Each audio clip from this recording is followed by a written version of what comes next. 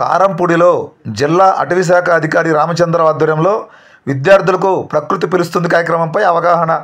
ఇక పూర్తి సమాచారం మేరకు పల్నాడు జిల్లా అటవీశాఖ అధికారి ఎన్ రామచంద్ర ఆధ్వర్యంలో మాచర్ల నియోజకవర్గం కారంపూడి కాకిరాల రిజర్వ్ ఫారెస్ట్ను సందర్శించి ప్రముఖ పర్యావరణవేత్త అంకారావు ఆధ్వర్యంలో కారంపూడి దివ్యసాయి పాఠశాల విద్యార్థులకు సంబంధించి నిర్వహించిన సీడ్ బాల్స్ వెదజల్లటంలో ఆయన పాల్గొన్నారు. ఈ సందర్భంగా ఆయన శనివారం సాయంత్రం 4 గంటల సమయంలో ప్రకృతి పిలుస్తుంది కార్యక్రమం కింద కోటి విత్తనాల బంతుల ప్రచారంలో భాగంగా విద్యార్థులకు అవగాహన కల్పించారు. ఈ కార్యక్రమంలో మాధవరావు ఫారెస్ట్ రేంజ్ అధికారి, Vinukonda Ameer Janibasha, forester beat officer Karampudi Suryanarayana, deputy range అధికారి బొల్లాపల్లి, దివ్యసాయి పాఠశాల అధికారులు, కారంపూడి వన సంరక్షణ సమితి సభ్యులు ఈ కార్యక్రమంలో పాల్గొనడం జరిగింది.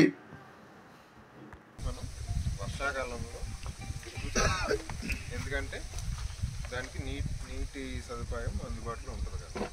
మిగతా టైంలో చేసుకుంటే మనం వాటర్ ఎన్ష్యూర్ చేసుకోవాలి. కానీ వాటర్ మనం అటవీ ప్రాంతంలో జల్లిన చోట అంతా ఎన్ష్యూర్ చేసుకోలేం కాబట్టి మనం ఈ సీజన్లో రెయినీ సీజన్లో సీడ్ బాల్స్ని బ్రాడ్కాస్టింగ్ చేసినప్పుడు వర్షం పడ్డదనుకో మనం చేసిన తర్వాత 2-3 రోజులకి వర్షం పడ్డదనుకో ఏమవుతుంది, ఫస్ట్ సీడ్ బాల్ కింద ఉంది కదా, వర్షం పడినప్పుడు అది మొత్తం మట్టి కింద ఓకే స్ప్రెడ్ అయ్యి ఓకే తర్వాత ఈ అందులో ఉన్న సీడ్ ఏదైతే ఉందో ఈ మినరల్ని ఉపయోగించుకుని వాటర్ని ఉపయోగించుకుని స్ప్రౌటింగ్ అవుతుంది. తర్వాత చిన్న మొక్క కింద అవుతుంది, తర్వాత పెద్ద చెట్టు కింద అవుతుంది. సో ఎందుకు చేసుకోవాలి, మనం డైరెక్ట్గా మొక్కల్ని తీసుకొచ్చి ప్లాంటింగ్ చేయొచ్చు కదా, ఎందుకు సీడ్ బాల్స్ చేసుకోవాలి? ఈ డౌట్లు రావాలి కదా మీకు. మనం ఎందుకు ఇవన్నీ సీడ్ బాల్స్ చేసి చేపిస్తున్నారు, డైరెక్ట్ మొక్కను తీసుకొచ్చి అడవిలో నాటొచ్చు కదా, నాటితే పెద్ద చెట్లు అవుతాయి కదా. డౌట్ వచ్చిందా? సో ఎందుకంటే మొక్కల్ని నాటి చెట్ల కింద చేయటం అన్నది చాలా ఖర్చుతో కూడుకున్న వ్యవహారం, ఫస్ట్ పాయింట్. రెండవది, అన్ని చోట్ల మొక్కలు తీసుకెళ్ళి నాటలేం. ఓకే, మొక్కలు తీసుకురావాలంటే దానికి ట్రాన్స్పోర్టేషన్కి వెహికల్ మూవ్మెంట్ ఉండాలి. ఓకే, కొన్ని ఏరియాస్లో అసలు మనుషులు వెళ్ళటానికి కూడా కష్టంగా ఉంటుంది. ఆ ప్లేస్లోకి మొక్కలు తీసుకొచ్చి చేయలేము.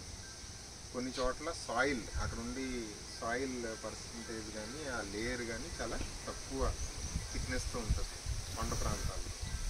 సో అక్కడ గుంత తీసి మొక్క నాటే అవకాశం ఉండదు. సో ఇలాంటి ప్లేస్లు ఏంటంటే మనం సీడ్ బాల్స్ని బ్రాడ్కాస్ట్ చేస్తే అక్కడ మొక్కలు వస్తాయి.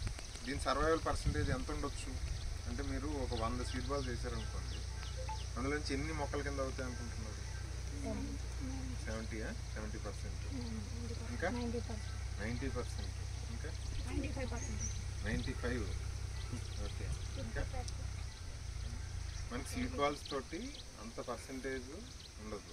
ఓకే, 40% వచ్చినా మనం సక్సెస్ఫుల్గా చేసినట్టే. ఓకే, అందుకనే మనం దీంట్లో ఏమీ ఎక్కువ ఖర్చు ఏం పెట్టట్లా. మిమ్మల్ని అందరిని ఇన్వాల్వ్ చేసి ఎందుకు మీతో సీడ్ బాల్స్ చేపిస్తున్నాం, మేము చేయొచ్చు కదా, మీతో ఎందుకు చేపిస్తున్నాం, దీనివల్ల మీకేం బెనిఫిట్, మాకేం బెనిఫిట్.